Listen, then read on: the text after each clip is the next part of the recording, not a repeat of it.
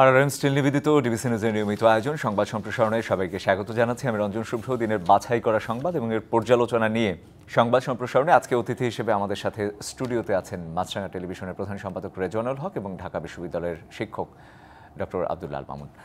আমি রেজওয়ানুল হক রাজা আপনাকে দিয়ে যদি শুরু করতে চাই, মেডিকেল ভর্তি পরীক্ষার ফলাফল নিয়ে আজ যেটি হলো সেটি কি আসলে সমাধান হবে নাকি আরও জটিলতার দিকে গেল বিষয়টি? ধন্যবাদ। বিষয়টা আসলে একটু জটিল এই মুহূর্তে হয়েছে। আপনি একটা রেজাল্ট দিয়েছেন, এখন আপনি একটা প্রোটেস্টের মুখে 193 জনের ফলাফল স্থগিত করলেন। অভিযোগটা কি? অভিযোগটা হচ্ছে যে তারা কোটায় উত্তীর্ণ হয়েছে। প্রশাসন মানে কর্তৃপক্ষ বলছে যে এই কোটাটা রয়েছে মুক্তিযোদ্ধাদের বা বীরাঙ্গনা মুক্তিযোদ্ধা অথবা মুক্তিযোদ্ধাদের এই লেভেলের সন্তানদের জন্যে, নাতি নাতিদের জন্য না। কিন্তু বাস্তবে যেটা হয়েছে বলে আন্দোলনকারীরা যেটা কমপ্লেন করছে, অভিযোগ করছে যে না, নাতি নাতনিরা পেয়েছে এই কোটার সুবিধাটা, যেটা থাকবার কথা নয়, আসলে থাকার কথা না। কারণ আমরা জানি কোটা নিয়ে আন্দোলনই আসলে সেই কোটার আন্দোলন একটা সরকার পরিবর্তনের আন্দোলনের রূপ নিল শেষ পর্যন্ত। তো তাহলে এবং তখন সরকার, আওয়ামী লীগ সরকার সেই আন্দোলনের মুখে কিন্তু সেই সরকারই সিদ্ধান্ত নিয়েছিল যে নাতি নাতনিদের অংশটুকু বাদ যাবে, শুধুমাত্র মুক্তিযোদ্ধাদের সন্তানেরা এই সুবিধাটা পাবে। এটা কিন্তু আওয়ামী লীগ তার পতনের আগে এই সিদ্ধান্ত দিয়েছিল। তো সেই সিদ্ধান্ত তো এখানে অ্যাপ্লাই করা হয় নাই বলে মনে হচ্ছে। নাতি নাতনিরা সুবিধা পেয়েছে বলে বলা হচ্ছে অভিযোগটা। আমার প্রশ্ন যে এই যে কোটা তো এখন একটা সেন্সিটিভ ইস্যু। আপনারা যারা কর্তৃপক্ষ, যারা এই পরীক্ষা নেওয়ার আগে এই বিষয়গুলি কেন সলভ করেন নাই? ইভেন আমার মনে হয় যে যদি যথেষ্ট সময় পাওয়া গেছে, সময় ছিল, ইভেন আমার মনে হয় যে নাতি নাতি বাদই দেন। আমি যদি মুক্তিযোদ্ধাদের সন্তানরাও এই কোটায় উত্তীর্ণ হয়ে থাকে, কম মার্ক পেয়ে, অন্যদের তুলনায় কম মার্ক পেয়ে যদি তারা চান্স পেত, তাহলেও এটা নিয়ে বিতর্ক করত, কারণ বিষয়টা কোটা। তো সেই বিষয়গুলি আগে রিজলভ করা দরকার ছিল। এখন স্বাস্থ্য শিক্ষা অধিদপ্তর এখন এই বিক্ষোভের মুখে বা প্রতিবাদের মুখে তারা বসলেন, তারা যাচাই বাছাই করবেন, কাগজপত্র দেখবেন বলছেন। এই কাজটা কি এখন করার কথা? এটা তো পরীক্ষার আগে করার কথা। এখন দেখেন, এই 193 জনের রেজাল্ট হয়ে গেছে, তারা পাশ করেছে, একটা দিন চলে গেছে। তাদের যে ধরেন, তাদেরও তো তারা সোসাইটিতে বসবাস করেন না। এখন যদি তাদের এগুলি বাতিল হয়, তাহলে এই 193টা পরিবারের অবস্থাটা কী হবে? এই বিষয়টা তো অ্যাভয়েড করা যেত যদি এই ব্যবস্থাটা, এই পরীক্ষা নিরীক্ষা, এই যাচাই বাছাই যদি পরীক্ষার আগে করা হইতো। তো খুবই দুঃখজনক আসলে, মানে এটা এইভাবে হওয়া উচিত হয় নাই আমার কাছে। আমি ওরকম একটা পরিবারকে নিজেকে ভাবছি যে আমার সন্তানের ক্ষেত্রে যদি এটা হইতো তাহলে কী হইতো। তো আমার মনে হয় যে সরকারের বা বিশেষ করে কোটা যেখানে ইনভলভ, সেই বিষয়টা আরও ভেবেচিন্তে এইসব বিষয়ে যেন ভবিষ্যতে এই ইস্যুগুলি আগে নিষ্পত্তি করে দেন প্রসিড করা হয়, সেটাই হলো আমার বক্তব্য। এখন এটা কি হবে? এখন বলা হচ্ছে যে না, কোটা নাতি নাতিরা পাবে না, মুক্তিযোদ্ধাদের সন্তানেরা পাবেন। তো আমার বিবেচনায় এখন মুক্তিযোদ্ধাদের সন্তানদের কোনো মেডিকেল কোনো অ্যাডমিশন টেস্টে অংশ নেওয়ার কথা না। আসলে সেই বয়স তাদের অনেক আগে পার হয়ে যাওয়ার কথা। যে তাই যদি হয়, বয়স যদি পারই হয়ে যায়, তাহলে কেন তাদের জন্য কোটাই বা রাখা হচ্ছে? কেন বিতর্ক তৈরি করার একটা সুযোগ রাখা হচ্ছে? সেটাও তো একটা বড় প্রশ্ন। জি, অবশ্যই। ডক্টর মামুন। শুভ্র, ধন্যবাদ। রাজা ভাই, ধন্যবাদ আপনাকে। দুবার ঘটে গেল কয়েকদিনের মধ্যে ঘটনাটা। আসলে বিসিএস নিয়ে একটা ইস্যু আমরা দেখলাম কয়েকদিন আগে, এবং খুবই দুঃখজনক যে পরপরই আবার আরেকটা ঘটনা ঘটলো। রাজা ভাই যে কথাটা বললো যে এটা এখন কেন, এটা তো সময় পাওয়া গেছে।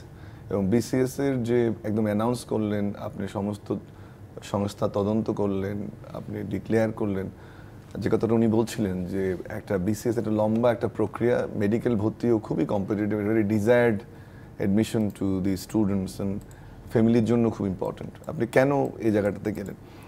আরেকটা জায়গা আমি একটু হাইলাইট করতে চাই, সেটা হচ্ছে যে আমরা এই যে যুক্তিতর্ক ভিত্তিক সমাজের বাইরে গিয়ে আমরা কিন্তু প্রমোট করা শুরু করছি যে প্রোটেস্ট কালচার, প্রতিবাদ করলে হয়, এটা কিন্তু ঠিক হচ্ছে না। এবং খুবই দুঃখজনক যে সরকারের এ ধরনের সিদ্ধান্তের কারণে বারবার যখন এবং অনেক সিদ্ধান্ত পপুলিস্ট ঘরানার দিকে যাচ্ছে। আর আরেকটা জিনিস সুপ্র, সেটা হচ্ছে যে আপনি একটা সমাজ যখন জ্ঞানভিত্তিক সমাজ হবে তখন কিন্তু অটোমেটিক্যালি মাসল যে পাওয়ার এটা কমে যায়। আমরা কিন্তু সেই কথাটাই বলছি। আজকে ইউএসের নির্বাচনের ধরন প্রচারণা আমাদের থেকে ভিন্ন, তাদের নির্বাচনের সংস্কৃতি ভিন্ন, সমাজে ডেমনস্ট্রেশন কোনো কিছুর বিরুদ্ধে প্রতিবাদের ধরন এবং প্রতিবাদের বিভিন্ন প্রকারগুলো ভিন্ন। কিন্তু আমরা 4-5 মাস 5 মাসে পড়লাম আমরা, এখন যদি আমরা প্রতিদিন এরকম প্রমোট করতে থাকি যে প্রতিবাদ করলেই একটা ফলাফল পাওয়া যায়, এটা কিন্তু ভালো কিছু আশা করতে পারি না। অস্থিতিশীলতা কিন্তু আরও বাড়বে। আরেকটি জিনিস আমি সিরিয়াসলি কন্ডেম করি যে একটা লম্বা সময় পাওয়া গেল, রাজা ভাই যে কথাটা বললেন যে কেন আমরা এই মুক্তিযোদ্ধাদের সন্তানের প্রসঙ্গটা থাকারই কথা না, তো যারা রেজাল্টটা প্রস্তুত করলেন এটার জন্য ডেডিকেটেড একটা উইং আছে সরকারের স্বাস্থ্য মন্ত্রণালয়ের অধীনে, হেলথ এডুকেশন উইং, তাদের মাথায় আসলো না, মন্ত্রণালয়ের মাথায় আসলো না। এবং এমন একটি সময়ে এই আলোচনাটা করতে হচ্ছে যখন আসলে এটা কাম্যই নয়, এটা আলোচনাই হওয়া উচিত না, এটা নিষ্পত্তি হয়ে যাওয়া একটা বিষয় নতুন করে আনা। এবং সবচেয়ে দুঃখজনক হচ্ছে যখন কালকে রাতে শহীদ মিনারে ডেমনস্ট্রেশন হচ্ছিল, যে কথাগুলো আমরা স্টুডেন্টদের কাছে শুনছিলাম যে বলছিল যে 36-37 পেয়ে চান্স, 41 পেয়ে 40 পেয়ে, এখানে 5% থাকার কথা, সে নাম্বারটা হওয়ার কথা 190, 95 বা 173 বোধহয় কোয়ালিফাই করছে ইয়াতে। তাহলে কেনই বা পুরোটা পূরণ হলো না, আবার কেনই বা এটা আমরা ডিক্লেয়ার করতে গেলাম? ওখানে তো একটা স্কোপ ছিল যে কি হচ্ছে, নাম্বারটা কমে যাচ্ছে কেন, 5% সঙ্গে মিলছে না কেন। আমি মনে করব ইনএফিসিয়েন্সি এবং কমপ্লিট ম্যাথ।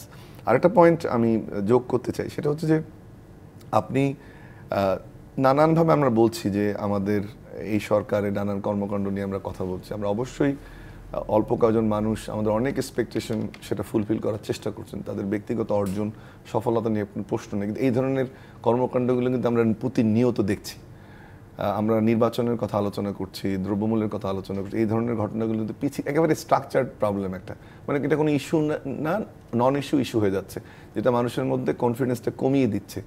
এই সরকার তো কনফিডেন্স গেইন করার কথা ডে বাই ডে, এই বিষয়গুলো কিন্তু সরকারের ক্রেডিবিলিটিকেও নানানভাবে হ্যাম্পার করছে বলে আমি মনে করি। এক ধরনের আস্থাহীনতা বা সংকট যাই বলুন না কেন সেটিও তৈরি করছে। আমি একটু পরের প্রসঙ্গে যাই। আমরা দেখলাম যে আজকে ঘোষণা দেওয়া হলো যে পুলিশ, র্যাব ও আনসার বাহিনী পোশাকের রং বদলানো হলো।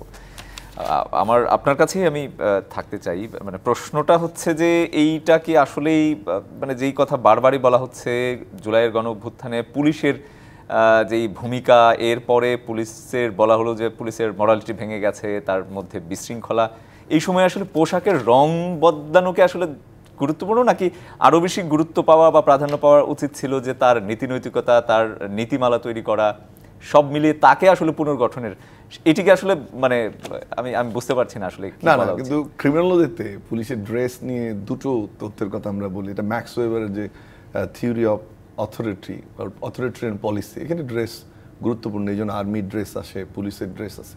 আর এটা যে আমরা বলি যে redefining role of the people, গভর্নমেন্টের একটা তথ্য, যেমন আপনি যখন পোশাক পরিবর্তন করে দেন, আপনি আজকে যে উপস্থাপনা করছেন ওনার যে ড্রেস, পোশাক পরিবর্তন করে দিলে গভর্নমেন্টের একটা আর্গুমেন্ট যে পোশাক পরিবর্তন, কিন্তু এটা কি শুরুতে করা জরুরি ছিল? আমি আসছি, পরিবর্তন হয়, এটা বলি আমরা redefining role of the people, অথবা আমরা বলি অ্যান্টিসিপেটরি সোশ্যালাইজেশন। আর্মিতে যেটা হয় যে একটা প্রস্তুতি তৈরি হয় যে আমার পোশাক পরিবর্তন হয়েছে, আমি অ্যান্টিসিপেট করে কিছু কিছু জিনিস আমি পরিবর্তন করার চেষ্টা করি, এটা একটা স্বাভাবিক প্রক্রিয়া।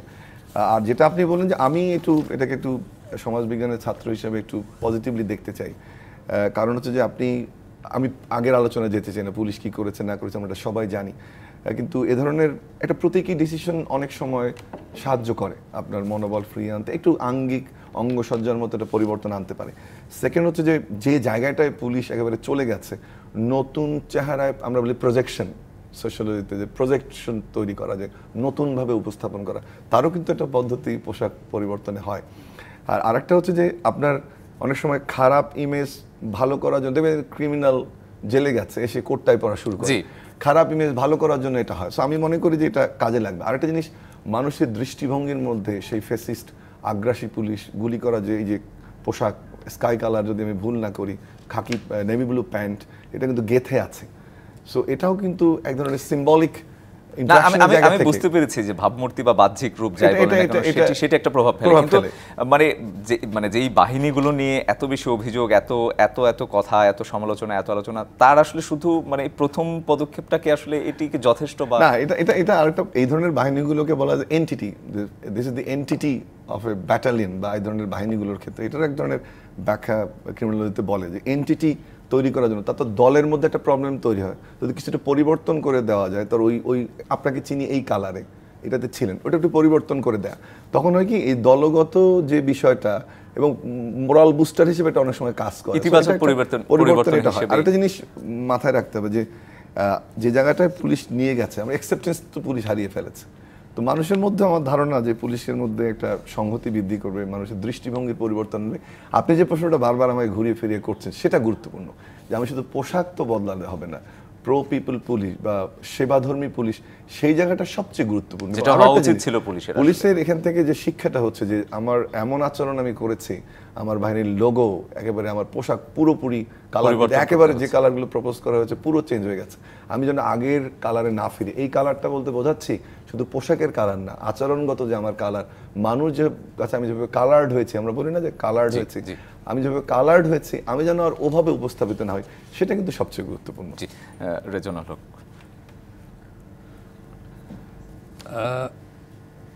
প্রফেসর মামুন শিক্ষাবিদ, এই জন্য তিনি থিওরির কথা বললেন। এটা থিওরিগুলি বইয়ের মধ্যে থাকে, এটা বাস্তবে কতখানি যুক্তিসঙ্গত বা অ্যাপ্লিকেবল সেটা কিন্তু আমরা দেখছি। আপনি দেখেন পুলিশের পোশাক কিন্তু এর আগে একবার পরিবর্তন করা হয়েছিল। আমরা আদিকাল থেকে দেখছি পুলিশ হচ্ছে খাকি পোশাক। তিনবার আমাদের হিস্ট্রিতে তিনবার হ্যাঁ, তিনবার আমি আমার স্মৃতির মধ্যে থেকে দেখি খাকি পোশাকে ছিল। এরশাদের পতনের পরে এটাকে ওই যে এটা চেঞ্জ করা হলো, আর এখানে এবারে নয় এসে আবার এটাকে একটা হ্যাঁ। তো পুলিশ কি তাতে কি কোনো পুলিশের মধ্যে কি আমরা কোনো পরিবর্তন দেখেছি? দেখিনি, বরং পুলিশ দিন দিন খারাপ, পুলিশ বাহিনীর ইমেজ বরং খারাপের দিকে গেছে। আর একটা পরিবর্তন হয়েছে, বিজিবির কথা এখন বলা হচ্ছে না, র্যাব পুলিশ আর আনসার। বিজিবির একবার পুলিশ, বিজিবির তো বাহিনীর নামই চেঞ্জ করা হইলো বিজিবি মিউনিটির পরে, এবং বিজিবির পোশাকও পরিবর্তন করা হয়েছে। জি, তাতে কি খুব বেশি লাভ হচ্ছে? এইটা আসলে আমি মনে করি অনেকটা সিম্বলিক, এটার একটা ইম্প্যাক্ট বাহিনীতে আছে, কিন্তু এটা খুবই কম। মূলত সরকার এই বাহিনীগুলিকে কিভাবে ব্যবহার করবে এটাই সবচেয়ে বেশি গুরুত্বপূর্ণ। সরকার যদি লাঠিয়াল বাহিনী হিসেবে পুলিশকে ব্যবহার করতে চায়, অতীতে যেভাবে করে পুলিশ আসা যদি হয়েছে, ব্যবহৃত হতে চায়, এবং পুলিশ তার বেনিফিটের জন্য ব্যবহৃত হতেও চায়, কারণ সে যত বেশি ব্যবহৃত হয় তত বেশি সে সরকারের কাছে বেনিফিট দাবি করে এবং সরকার সেটা দিয়ে থাকে। এটা আমরা দেখেছি অতীতে। এইখানেই হলো আপনার একটা বাহিনী কি জনবান্ধব হবে, প্রো পিপল হবে, না লাঠিয়াল বাহিনী হবে, সেটা ডিপেন্ড করে সরকারের দৃষ্টিভঙ্গি, সরকারের সিদ্ধান্ত, সরকারের মনোভাবের উপরে। আপনি পোশাক পরিবর্তন করে কোনো কিছু অর্জন করতে পারবেন না যদি আপনি ওই জায়গাটায় ঠিক না করেন যে আমি এই বাহিনীগুলিকে কীভাবে কাজে লাগাবো। কিছুটা ইম্প্যাক্ট পুলিশের আছে, যেমন র্যাবের পোশাকটা যে পুরোপুরি কালো করে দেওয়া হয়েছিল, কারণ কি এটার ব্যাখ্যা তখন দেওয়া হয়েছিল যাতে মানুষের ভয় পায়, আতঙ্ক, আর এই মানে সমীহ করে, ভয় পায়, ক্লিন হার্টের পরে ওটাকে ওই তাই জায়গায় না? এই দেখলেই একটা মনে হয় যে একটা আর বাবার ভয়ের কিছু একটা, এটা এই কারণে সেই সুযোগটা নিয়ে র্যাবের কিছু কিছু কর্মকাণ্ড এতটাই খারাপ পর্যায়ে গিয়েছিল যে র্যাব কখনো কখনো ভাড়াটিয়া বাহিনী হিসেবে কাজ করেছে। নারায়ণগঞ্জের ঘটনাটা আমরা সবাই জানি, 7 মার্চ এরকম ঘটনা আরও অনেক ঘটনা জানি না যেটা ঘটেছে। সো পোশাক ইয়াস কিছুটা 10%, 15%, 20% ইম্প্যাক্ট ফেলতে পারে তাদের সাইকোলজিতে, মানসিকতায়, কিন্তু বাস্তবে পুলিশকে পরিচালনা যারা করবেন, পুলিশ, র্যাব আর আনসার, আমি বুঝলাম আনসারকে এর মধ্যে কেন টানা হলো, কারণ পুলিশ এবং র্যাব যেভাবে বিতর্কিত হয়েছে, আনসারের ক্ষেত্রে অতখানি শুনি নাই, কিন্তু আনসারকে ওই একই কাতারে ফেলে দিয়ে এখন ওরাও একটু মন খারাপ করতে পারে আমার মানে আশঙ্কা আর কি। এনিওয়ে, এটা খুব বেশি গুরুত্বপূর্ণ না। গুরুত্বপূর্ণ হচ্ছে ওই যে আরেকটা কথা যেটা আপনি বারবার জিজ্ঞেস করছিলেন প্রফেসর মামুনকে, যে তাদেরকে নীতি নৈতিকতার জায়গাটা বেশি শক্তিশালী করার দরকার কিনা। অবশ্যই একটা জিনিস রাজাভাই, সরি টু স্টপ ইউ, এই আমরা একটা জিনিস রাজাভাইয়ের সাথে আমি একমত, সেটা হচ্ছে যে এই যে রায়ট কার থেকে লাশ ফেলে দেয়া, ডিভাইডার থেকে লাশ তুলে আনা, লাশ পুড়ে ফেলানো, লাশ ধরে টানা, এইটার আসলে এই এই আন্দোলনের সময় যা হয়েছে, উনি তো একটা হিস্ট্রি বললেন, এটা মানা যায় না। সো এটা পোশাক পরিবর্তন করে হবে না যদি ওর পুরো পরিবর্তন। আরো একটা মাথায় ছোট্ট ইনফরমেশন দিই যে 2004-এ নৌকা প্রতীকটা লোগো থেকে কিন্তু ফেলে দেওয়া হয়েছিল, 2009 আবার নৌকাটা লোগোতে ঢুকানো হয়েছিল। এগুলোও বন্ধ করতে হবে। Right. ধানের শীর্ষ স্থান পেয়েছিল, ওটাকেও বন্ধ করতে হবে। ওই রাজনীতিটাও করা যাবে না। লোগো ডেভেলপমেন্টে আমরা বলি যে লোগো ডেভেলপমেন্টে এমন এলিমেন্ট থাকতে হয় যেটা আপনাকে ইন্সপায়ার্ড করবে, মানে দেশত্ববোধ বাড়াবে, মানব প্রেম তৈরি, ওরকম লোগো দেখতে চাই, যেন লাশ ফেলে না দেয়। জি, পুলিশকে আমরা দেখেছি যে নানা সরি রাজা ভাই আপনাকে। না না, মানে ঠিক আছে। আরেকটা জিনিস ইম্পর্টেন্ট, যে এই বাহিনীগুলিকে যেভাবে ওদের ডিউটির ধরনটা একটু আমার মনে হয় পাল্টানো উচিত। এই যে পুলিশ মাঝে মধ্যে খুবই অমানবিক হয়ে যায়, মানে সুযোগ পেলেই আপনি দেখবেন ওরা যদি সুযোগ পেলেই কাউকে মারতে চায়, মানে ওদের মধ্যে এক ধরনের টেন্স থাকে, পরিশ্রমে ক্লান্ত থাকে, মেজাজ খারাপ থাকে। এই জন্য সুযোগ পেলে সাংবাদিকদেরকে আগে মারে, কারণ সাংবাদিকরা পুলিশের বারবার অনেক প্রশ্ন সমালোচনা করে। করে, প্রশ্ন করে না। এবং এই যে দেখেন না, গত কয়েকদিন আগে আমরা দেখলাম না সচিবালয়ের সামনে, আপনার সচিবালয়ের সামনে তো ওই যে আন্দোলন করতে এসেছিল কারা? আদিবাসীদের সংক্ষুব্ধ ছাত্র জনতা, কি মারটা মারলো আগের মতো, আগের স্টাইলে। তো ওদের এই ডিউটির প্যাটার্নটাও আমার মনে হয় এখানে একটু দেখা দরকার, যে যাতে তারা বেশি টায়ার্ড না হয়ে পড়ে, মানে মেজাজ খিটখিটে না হয়ে যায়, যাতে তারা যেন পর্যাপ্ত রেস্ট পায়। এগুলো তো একটা হিউম্যান বিং তো তারা, না? হ্যাঁ, এদের একটা বড় সেই খাবার অ্যারেঞ্জমেন্ট, যেভাবে খাবার দেয়া হচ্ছে, রাস্তায় বসে গাড়িতে তার বসে তার খাচ্ছে, থাকার ব্যবস্থা, জি, থাকার ব্যবস্থা, সবকিছু নিয়ে নিশ্চয়ই আরো আলোচনা হবে, আরো নানা বিষয়ে আলোচনা হবে। একটা বিরতির সময় গেছে সংবাদ সম্প্রসারণে। আরএম স্টিল নিবেদিত সংবাদ সম্প্রসারণে একটা বিরতি নিচ্ছি, সঙ্গে থাকুন। বিরতির পর আবারও স্বাগত আরএম স্টিল নিবেদিত সংবাদ সম্প্রসারণে। আজকে আমার সাথে স্টুডিওতে আছেন রেজওয়ানুল হক এবং ডক্টর আব্দুল আল মামুন। রেজওয়ানুল হক, আপনাকে দিয়ে এবারও শুরু করতে চাই। সীমান্তে যেই পরিস্থিতি দেখছি আমরা কয়েকদিন ধরেই, ভারতীয়দের সাথে বাংলাদেশিদের নাগরিকদের সংঘর্ষ, বিজিবি বিএসএফ মুখোমুখি, বেশ কয়েকটি সীমান্তে এই ঘটনা ঘটেছে। আজকে বিজিবিকে টিয়ারশেল ও সাউন্ড গ্রেনেড ব্যবহারের অনুমতি দেওয়া হলো ছত্রভঙ্গ করতে বা পরিস্থিতি নিয়ন্ত্রণে, যাই বলে না কেন। সেটিকে আসলে পরিস্থিতি কোনোভাবে ঠান্ডা করবে বা বাংলাদেশকে কোনো ধরনের সুবিধা দিবে? দেখুন, স্বরাষ্ট্র উপদেষ্টা আজকে বলেছেন যে বিএসএফের কাছে এই ধরনের এই যে টিয়ার গ্যাস বা সাউন্ড গ্রেনেড এগুলি আছে, ওরা ব্যবহার করে, কিন্তু আমাদের বিজিবির কাছে এটা ছিল না, সে কারণে তারা এটা ব্যবহার করতে পারতো না। তা আমি তো মনে করি যে আমাদের অবশ্যই কি বলে, এই ধরনের যে ওয়েপন বা যে সমস্ত ব্যবস্থা, সেগুলি সমান সমান অবশ্যই থাকতে হবে। তাহলে আমরা বিজিবির সঙ্গে বিএসএফের সঙ্গে পারবো কীভাবে? একটা জিনিস যেটা এবার দেখা যাচ্ছে বর্ডারে, যে লোকাল পিপুল তারা কিন্তু বিজিবির সঙ্গে, বিজিবির পক্ষে, বিজিবির সমর্থনে তারা কিন্তু বর্ডারে তারা অ্যাক্টিভ, এবং সেটা দেখা দেখি কিন্তু আমরা আবার দেখলাম যে বিএসএফও তাদের লোকজনকে এনে হাজির করছে সীমান্তে। এটা কাম্য না দুই দেশের জনগণের মধ্যে এ ধরনের মুখোমুখি অবস্থান। আমরা তো জানি যে সীমান্তের ওপারে এবং এপারে যারা থাকে তাদের অনেকের আত্মীয় স্বজনও এপারে থাকে, এপারে থাকে। একটা সৌহার্দ্যপূর্ণ সম্পর্ক বজায় থাকুক, সেটা আমরা চাই। সাধারণ মানুষকে ঢাল হিসেবে ব্যবহার করা, এই যে রাষ্ট্রনীতির মধ্যে তাদের পারপাস সার্ভ করার জন্যে মানুষকে জিম্মি করে, এটা কখনোই কাম্য না। তবে অবশ্যই আমাদের সামর্থ্য বাড়ানো উচিত আমি মনে করি। এটা এতদিন কেন ছিল না সেটা একটা প্রশ্ন। হয়তো আগের সরকারের, আওয়ামী লীগ সরকারের অতিমাত্রায় ভারত প্রীতির কারণে এটা হয়েছে কিনা আমি জানি না। আরেকটা জিনিস, এরকম সংকট আগে দেখাও যায়নি, আসলে এরকম সংকট দেখা যায়নি। রাইট, হয়েছে সীমান্তে কিলিং কিন্তু বন্ধ হয় নাই, বহুদিন ধরে আমরা শুনছি, প্রায় বলা যায় যে ছোটোবেলা থেকে শুনছি। যখন বিডিআর বিএসএফের মিটিং হয়, একবার ঢাকায় হয়, একবার দিল্লিতে হয়, প্রতিবারই শুনি সীমান্তে হত্যাকাণ্ড শূন্যে নামিয়ে আনা হবে, কোনোদিন শূন্যে নামিয়ে আনা গেল না। তো কিন্তু এই যে এখন কাঁটাতারের বেড়া তৈরি করা নিয়ে যে উত্তেজনা দেখা যাচ্ছে, এইটা যে অভিযোগটা করা হচ্ছে যে আওয়ামী লীগ সরকার গোপনে ভারত সরকারকে আপনার জিরো লাইনের ভেতরে কাঁটাতারের বেড়া তৈরি করার অনুমতি দিয়েছে, এই যে কথাটা বলা হচ্ছে, এটা খুবই গুরুতর একটা অভিযোগ। যদি এটা সত্য হয়ে থাকে, আমি অবশ্যই মনে করি এটা দেশ বিরোধী একটা কাজ হয়েছে। এইটা শুধু মুখে অভিযোগ করলেই হবে না, আমি মনে করি যে জনগণের জানার অধিকার আছে। এই চুক্তি যদি হয়ে থাকে, সেই চুক্তি প্রকাশ করা হোক, এবং আমরা জানতে চাই যে কিভাবে, কেন, কারা এটা করেছে, এবং তাদের এটার জন্য তাদের শাস্তি প্রাপ্য। কারণ আপনি সীমান্ত বর্ডার তো আইন আছে। স্বরাষ্ট্র উপদেষ্টা এর মধ্যে বলেছেন যে সীমান্ত চুক্তিগুলো আবার রিভিউ করা হবে, পুনর্বিবেচনা করা হবে। রিভিউ করার আগে এটা পাবলিক করা হোক, এটা আমার দাবি। যত গণবিরোধী বা রাষ্ট্রবিরোধী দেশবিরোধী চুক্তি আওয়ামী লীগ অনেকগুলি করেছে, সরকার অভিযোগ করছে কিন্তু, বা রাজনৈতিক দলগুলো করছে, এটার একটা নিষ্পত্তি হওয়া দরকার। আর তারপর আর সবসময় মনে করি যে হ্যাঁ, আপনি সামর্থ্য বর্ডারে আমাদের বিজিবির বাহিনীর সামর্থ্য বাড়াবেন, কারণ কখন কি হয় বলা যায় না।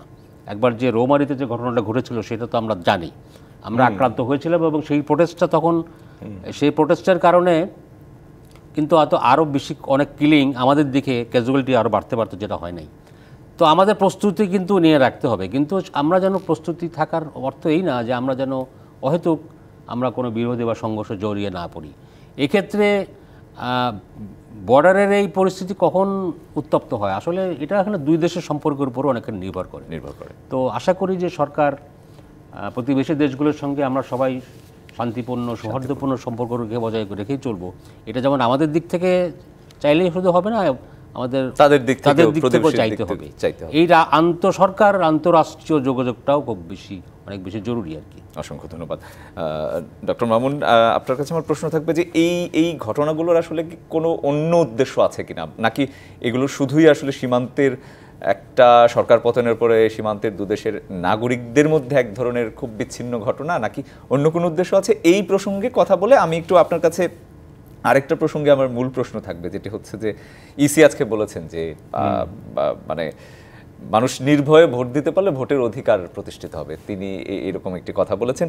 এই মানে মানুষের মানে সামনের দিনে মানুষ নির্ভয়ে ভোট আসলে আদৌ দিতে পারবে কিনা, সেটি নিশ্চিত করতে পারবে কিনা, হবে কিনা রাজনৈতিক সংস্কৃতির পরিবর্তন, সেটা একটু জানতে চাইবো আগে সীমান্ত পরিস্থিতি নিয়ে। না, একেবারে নতুন একটা ডাইনামিক্স কিন্তু, যে এই জনগণের যে জড়ো হওয়ার বিষয়টা, রাজাবাজি যে কথাটা বলেন, আমি দুটো জিনিস কমপ্লিমেন্ট করি। আর একটা হচ্ছে যে আমাদের একদিকে যেমন আমাদের বর্ডারের যারা ভারত এবং আমাদের দিকে যারা অধিবাসী, তাদের যেমন এক ধরনের সামাজিক ভাব আদান প্রদান আছে, যোগাযোগ আছে, কিন্তু আর একটা জিনিসও মাথায় রাখতে হবে যে নির্যাতনের শিকারও কিন্তু দীর্ঘদিন। ফসল তোলা নিয়ে আমরা আগে কথা শুনেছি, গরু পাচার নিয়ে কথা হয়, বর্ডারে স্মাগলিং নিয়ে কথা হয়, কিন্তু যে নিষ্ঠুরতা দেখানো হয় সেটি কিন্তু কোনোভাবেই কাম্য নয়। এবং দিনের পর দিন এটা মানুষ 15 বছরে আমরা দেখেছি যে আপনি যেমন পলিটিক্যাল জায়গাটাতে নিয়ে গেলেন, হ্যাঁ, সবচেয়ে worst killing border in the world, যে জায়গাটা আপনি নিয়ে গেলেন, যে এখন মনে হয় মানুষ এক ধরনের, উনি যেটা কথা বলেন যে বর্ডারের সীমান্ত তুলার চুক্তি হয়ে থাকে, এগুলো ধৈর্যের বাঁধও বোধহয় ভেঙেছে কিন্তু মানুষের।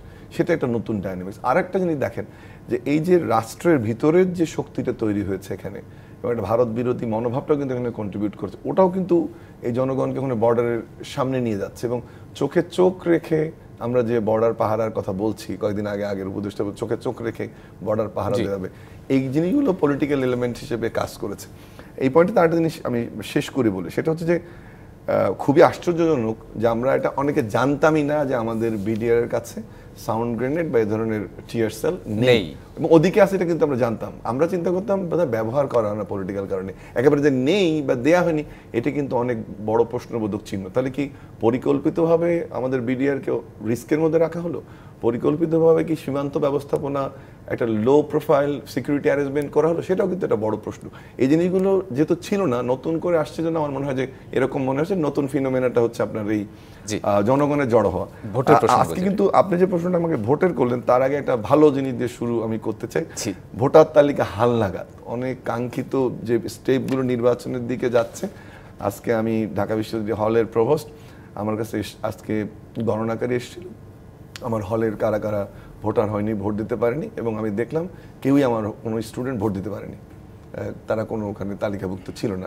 ভোটার কিনা তার না, ভোটার তো ভোটারকে ওই তালিকাভুক্ত যে হবে তাদের একটা লোক এপিটাইট ছিল না। আর সেকেন্ড হচ্ছে ভোট মূল্যহীন ছিল। কিন্তু আজকে যখন ঘোষণা করা হলো যে এটা হবে, আমি এই ধরনের আই ক্যান সি যে এনথুজিয়াজম টু দি স্টুডেন্টস, এটা একটা পজিটিভ দিক। আর যেটা কথা বললে আপনি বললেন যে উনি যেটা বলেছেন নির্ভয়ে ভোট দিতে পারবে কিনা, তার কিছু কিছু স্টেপ তো আমরা দেখতে পাচ্ছি। আমরা আমাদের প্রস্তাবনা আছে সংস্কার কমিটি, যে তত্ত্বাবধায়ক সরকার এর অধীনে আমরা রিস্ট্রিট করছে এই সরকার, এখন অন্তর্বর্তীকালীন সরকারের অধীনে নির্বাচন হবে।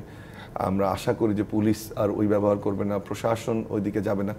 আর যেহেতু আরেকটা কারণে আমার মনে হয় যে সম্ভব নির্বিঘ্নে ভোট দেয়া, যে সংস্কার প্রস্তাবগুলো দিয়েছে কয়েকটা স্টেপে, সেগুলো তো নিশ্চয়ই মোটা দাগে ম্যাক্সিমামগুলো আমার ধারণা যে নির্বাচনের ক্ষেত্রে সব দল এগ্রি করবে, এবং সেই প্রস্তাবনাগুলো যদি সব দল এগ্রি করে তাহলে আসলে ভোট মানুষ নির্ভয়ে দিতে পারবে।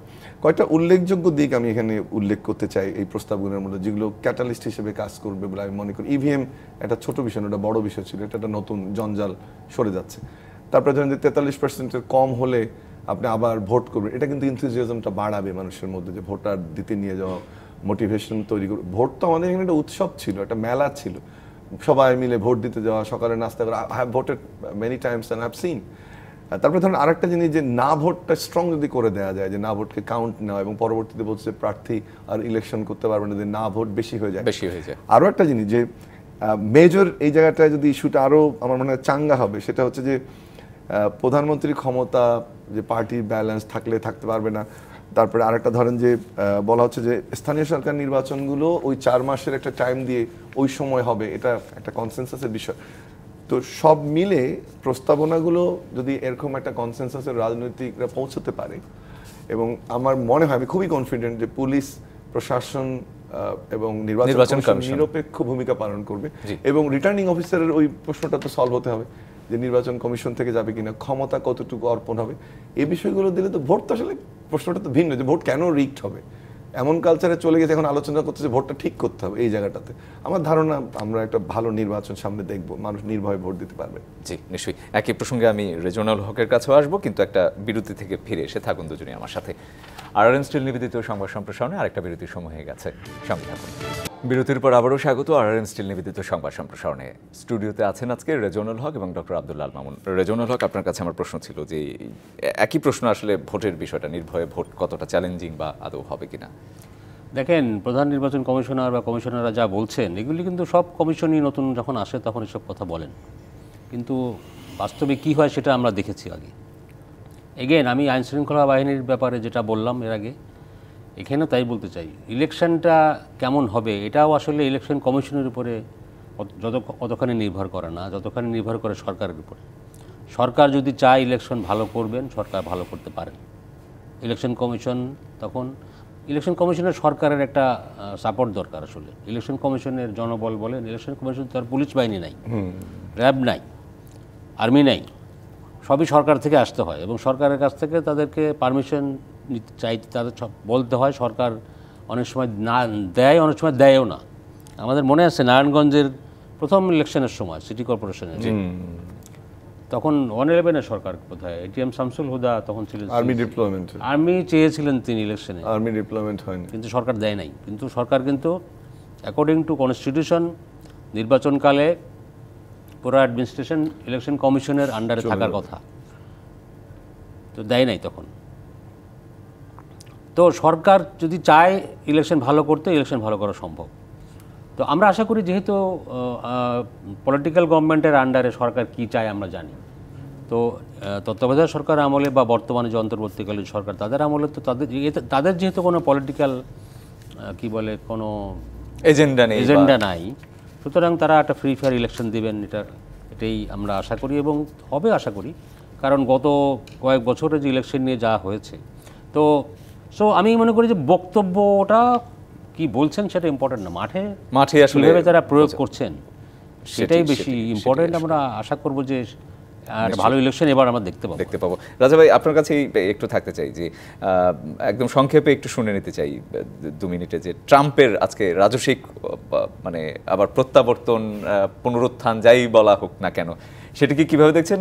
বিশ্ব রাজনীতিতে যে পরিবর্তন, সেটি পরিবর্তন তো ট্রাম্প সাহেবের মধ্যেও দেখতে পাচ্ছি। কারণ আমরা যা এর আগে ওবামার সময় বা এইবার যে বাইডেনের সময় আমেরিকাকে আমরা যেভাবে দেখলাম, বিভিন্ন দেশে দেশে যুদ্ধ বাঁধিয়েছেন তারা, বিশেষ করে এইবার এই বাইডেনের আমলে।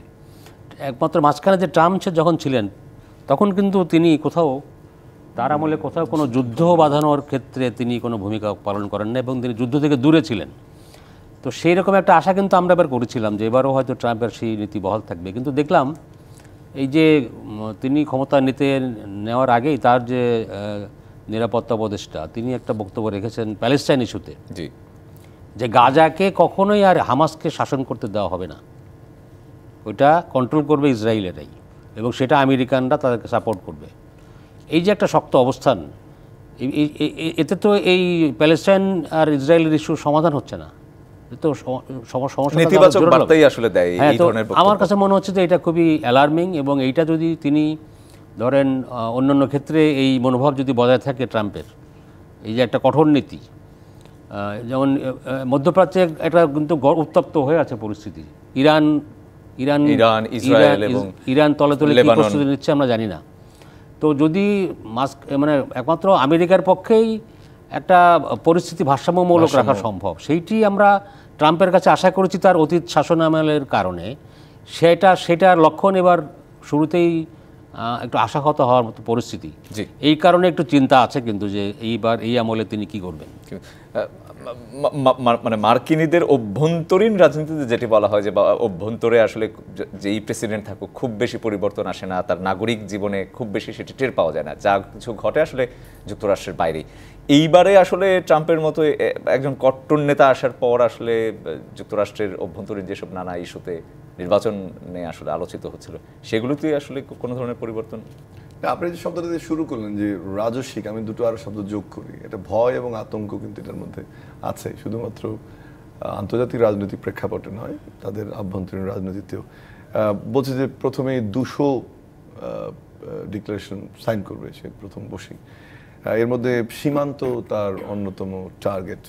এরপর আমরা জানি যে আমাদের মতো দেশগুলোতে অভিবাসী যেটা, সেটা ট্রাম্পের পলিসি আমরা জানি, এবং সেটাতে কঠোর অবস্থান, রশি টেনে ধরার কথা, সেগুলো ভাববার বিষয়। আর আভ্যন্তরে যে কথাগুলো বলছে, এমপ্লয়মেন্ট বাড়াবে, দেশীয় কোম্পানিকে সাবসিডি দেয়া, স্ট্রং করা, বৈদেশিক বাণিজ্যের ক্ষেত্রে ট্যারিফ ইনক্রিজ করা, এই জিনিসগুলো থাকবে। তবে এখানে আরেকটা আমাদের দেশের প্রেক্ষাপটে এটি যদি কয়েকদিন থেকে আলোচনা হচ্ছে, ভারতকে ইনভাইট করা এবং না করা এবং চীনকে করা, এটা একটা স্বস্তি অস্বস্তির বিষয়, এবং এটা তো সাময়িক, কিন্তু এটা একটা বার্তা। কারণ যেভাবে আমাদের এই 5ই আগস্টের পরে বলা হচ্ছিল যে এটা আসলে আবার এই পরিবর্তন হবে, কীভাবে গ্রহণ করা হবে না হবে, আমার কাছে মনে হচ্ছে যে বাংলাদেশের ক্ষেত্রে আমেরিকার পলিসি নর্মালি এটা প্রেসিডেন্টের সঙ্গে বদলায় না, এটা পেন্টাগন ডিসিশন নেয়, এটা তাদের রাষ্ট্রীয় অন্যান্য সংস্থা ডিসিশন নেয়, সেটা খুব বদলাবে না। কিন্তু আমার ধারণা বাংলাদেশের ক্ষেত্রে কারেন্ট যে পজিশনটা নিয়েছে আমেরিকা, সেটা এক্সিস্ট করবে। একদম পরিষ্কার। দুজনকে অসংখ্য ধন্যবাদ আজকে সংবাদ সম্প্রসারণে সময় দেওয়ার জন্য। এই ছিল RRM স্টিল নিবেদিত সংবাদ সম্প্রসারণে। ডিবিসির সঙ্গেই থাকুন।